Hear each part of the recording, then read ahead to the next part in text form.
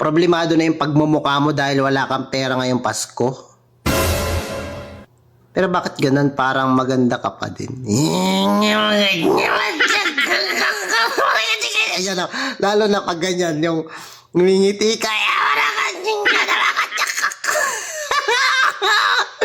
Di ba? Oh, bakit ganun? Ganda ka pa rin.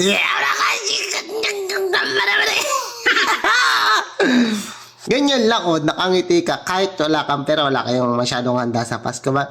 Pero pag ganyan naman ang itsura,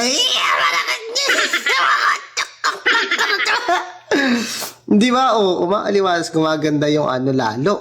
Kaya ngumiti ka lang. Ang ganda kaya ng ngiti mo.